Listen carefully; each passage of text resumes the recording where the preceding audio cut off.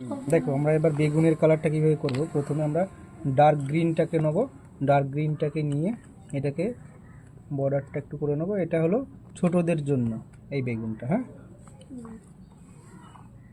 ছোটরা কিভাবে করবে সেটা দেখানো হচ্ছে। দেখো প্রথমে আমরা ডিপ গ্রিনটা দিয়ে পাশে পাশে বোলাবো, তারপর নিচের সাইডটায় আমরা ছায়া ফেলবো, উপরের সাইডে আলো দেবো। তো তার জন্য আমরা নিচের সাইডে ডিপ গ্রিনটা একটু করব, উপরের সাইডে ফাঁকা রাখবো। সেখান দিয়ে আমরা এবার লাইট গ্রিনটাকে, হালকা সবুজটাকে করব।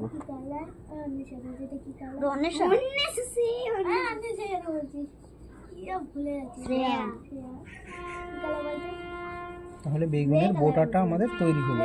তো বেগুনের যেহেতু বোটা, তো বেগুনে হালকা হালকা বেগুনি কিন্তু আমাদের বেগুনের বোটাতে থাকে। সে কথা বলো না এখন। তো হালকা হালকা আমাদের বেগুনি কালারটাও থাকে। তো এইবার আমরা কি করব, বেগুনের কালারটা যখন করবো, এই বেগুনি কালারটা দিয়ে প্রথমে আমরা বর্ডারটা করে দেবো। করার পর দেখো এর ভিতরে আমরা করব। এইবার আমাদের নিচের সাইডে আবার আমরা ডিপ করবো, যে একটু নিচের সাইডে ছায়া, আমাদের উপরের সাইডে হালকা থাকবে, আলো থাকবে। এখান দিয়ে আমরা করব, দিয়ে আমরা এই জায়গাটা আলো রাখবো।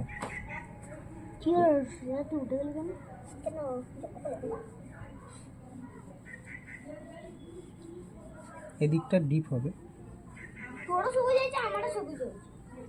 তো এই জায়গাটা আর একটু ডিপ করার জন্য আমরা কি করব, বেগুনের উপর দিয়ে যখন আমরা ডিপ নীলটাকে হালকা করে দেবো, তো তখন বেগুন কালারটা ডার্ক ভায়োলেটটা হয়ে যাবে।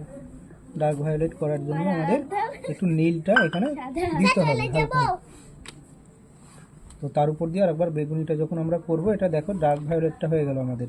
ডিপ নীলটা দিয়ে আমরা একটু ডার্ক ভায়োলেট করে নিলাম ডিপ বেগুনিটা।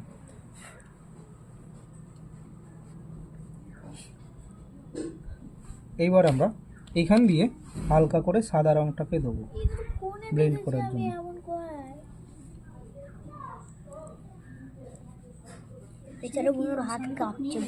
এবার আমরা এটাকে হালকা করে আঙ্গুল দিয়ে একটু ব্লেন্ড করে দেবো, তাহলে দেখতে এটা ভালো লাগবে বেগুনটা। এখনো বন্ধু বাড়িতে আছে? হ্যাঁ, এখনো বন্ধু বাড়িতে আছে। তখন তো বললো ঠাকুমা দেখলে। এবার এটাকে আমরা হালকা করে অন্য আঙ্গুল দিয়ে, এই আঙ্গুল দিয়ে আমরা আর ঘষবো না এখানে, মানে একই আঙ্গুল দিয়ে যদি ঘষে দিই তাহলে দুটো রং একসঙ্গে লেগে ঘেটে হলো আমাদের বেগুন। এবার করে দাও। এইভাবে আমরা বেগুনটাকে করব। অফ করব।